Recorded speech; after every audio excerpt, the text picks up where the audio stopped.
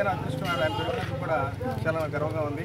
ఎందుకంటే ఆయన ఆ బాహుబలి సినిమాకి ఎన్నో సంవత్సరాలు కష్టపడి పనిచేసి మిగతా విషయాలన్నీ కూడా వదిలేసి ఆఖరికి పెళ్లి కూడా చేసుకోకుండా ఎంత కష్టపడ్డారంటే నిజంగా ఆయనకి డ్యూటీ మీద ఎంత తీసేయడం అనేది మనం అందరూ అర్థం చేసుకోవచ్చు.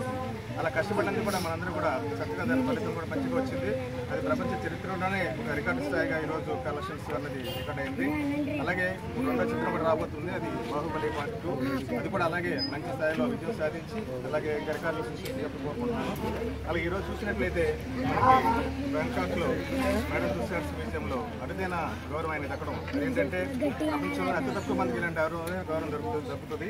అలాంటి దాంట్లో ఈరోజు ప్రభాస్ గారికి అక్కడ మైనపు విగ్రహం గురించి ఆయనకి సెలెక్ట్ చేయడం, అక్కడ ఆ విగ్రహాన్ని వచ్చే మార్చిలో 2017 మార్చిలో అక్కడ ఏర్పాటు చేయడం అనేది నిజంగా చాలా గొప్ప విషయం.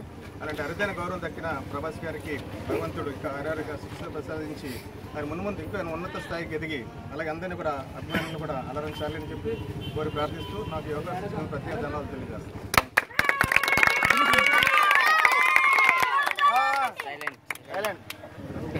ఈరోజు మాకు పండుగ రోజు, అలాగే ప్రభాస్ అభిమానులందరూ సంబరాలు జరుపుకుంటున్నారు. మా యంగ్ రెబల్ స్టార్ ప్రభాస్ నటించిన బాహుబలి చిత్రంలో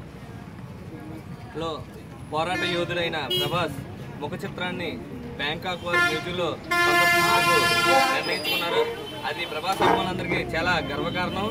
ఆ గర్వకారణాన్ని ఈరోజు సంబరాల్లో జరుపుకుని ఈరోజు తాడేపల్లిగూడెంలో మేము చిన్న విద్యార్థులకు అందరికీ కూడా బుక్స్ పంపిణీ చేయడం జరుగుతుంది. అలాగే ముందు ప్రభాస్ పేరు మీద పూజలు చేయించాము. గుడిలో మన బాలకనకదుర్గమ్మ ఆలయంలో పూజలు చేయించి ఇంకా ఎన్నో సేవా కార్యక్రమం చేస్తామని ప్రభాస్ పేరుని మేము ముందుకు తీసుకువెళ్తామని చెప్పి ప్రభాస్ అభిమానుల ద్వారా మేము చాటి చెప్తున్నాం.